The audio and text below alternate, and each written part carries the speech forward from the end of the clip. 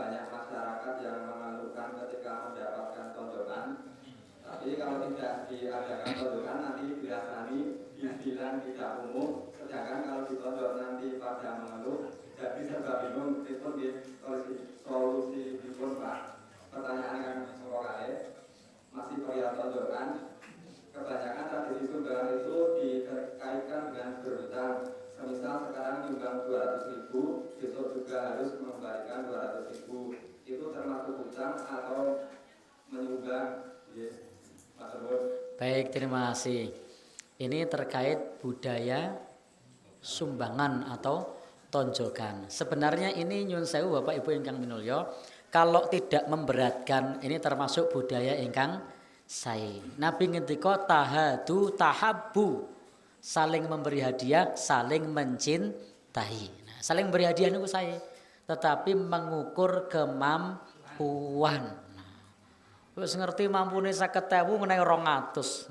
Bengkek. Nah, terus bengkek nggih. Nah, kabotan. Jadi aslinya ini saling memberi hadiah. Saling memberi hadiah wonten yang agama Islam angsal mboten? Angsal, boleh. Tidak masalah. Saling memberi hadiah. Dihadiahi pitik separuh, lalu dia memberi hadiah lagi. Duit 100.000. Dene hadiah meneh, endok. Nah, misalnya. Ini aslinya saling memberi hadiah. Selama tidak memberatkan. Tetapi Bapak Ibu ingkang minulya, kalau memberatkan ya sesuai kemampuan. Dan ini bukan sebuah keharusan. Nah, dalam agama kita, Bapak Ibu ingkang minulya, pada saat pernikahan itu yang terpenting saat diundang hadir pada acara walimah. Teng walimah, adapun ngisi kotak saat walimah itu budaya. Nah, hadir saat walimah itu tuntunan agama. Pas walimah itu tuntunan agama. Walimah itu tuntunan agama. Ngisi kotak niku budaya. Nah, budaya ini kalau tidak bertentangan boleh, dengan catatan niku wau tidak pemborosan. Napa melih wau tidak mengandung kedzaliman. Lah nek jenengan niku bayare sedina dadi buruh apa kerajinan 30.000. Lah kok nyemplungi 300.000 zalim. Nah. Zalim mboten? Lah bayare 30 nyemplungi 300. Zalim karo anak bojo. Jatah anak bojo 10 dina cemplungke kotak. Nah. Maka Bapak Ibu ingkang minulya sesuai kemampuan. Niki ada nyuwun sewu, kalau ada yang tanya apa hukumnya ngiseni kotak nalika pernikahan, itu budaya bebas, duwe nyemplungono ora duwe. Nah, ora apa-apa itu bebas. Nah, hanya masalahnya tadi kadang menungso niku nyuwun sewu bener dirasani, kleru dirasani. Nek pengen ra dirasani ya harus ada kesadaran kolektif. Nah, dadi nek masalah wong ngrasani niku, wong bener ya dirasani, wong kleru ya dirasani. Bapak Ibu ingkang minulya, tidak ada orang yang terus ora dirasani kecuali ada kesadaran kolektif ngrasani dosa. Nah, jadi intinya tadi itu saling memberi hadiah, selama tidak memberatkan monggo, saling memberi hadiah ini tidak masalah. Tapi kalau memberatkan itu nyun sewu berarti ada kedzaliman.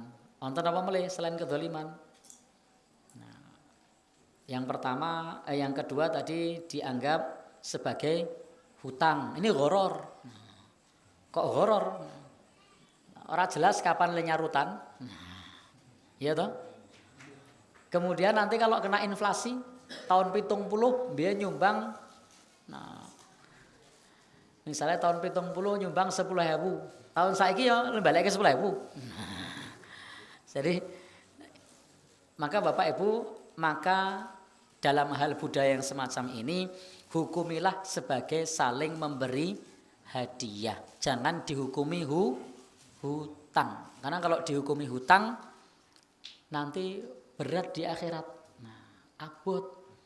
Nah, nyun sewu tilik bayi, gitu. Tilik bayi, ping 5, anake 5 tilik terus to. Kamangkano kono anake ming loro. Ming loro le tilik ming pindho, ana ndek utang 3 nang akhirat ditagih. Nah.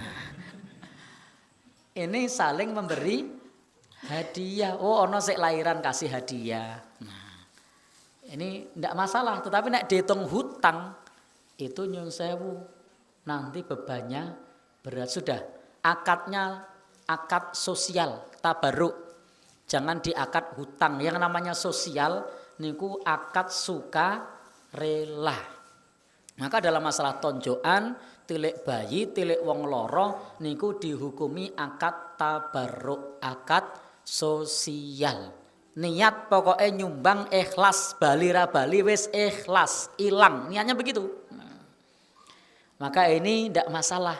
Ning nak niat iki aku nyelengi. Nah. Wis itu keliru. Itu keliru. Ujungnya loro ati. Nah. Kono di anak 5, nikahan kabeh, wedok kabeh, mantenan kabeh. Kene di anak 1 lanang tok. Kamangkakno orang ngunduh mantu wong pek nggo. Nah. Nek ngunduh mantu nek ado nggih. Lah nek pek nggo. Nah. Biasanya nonton boyongan mboten nek pek nggo. Mboten nggih. RT 7 RT 7. Nah, omahe jejer. Lara ati niku wah aku nyumbang nang kono ping 5.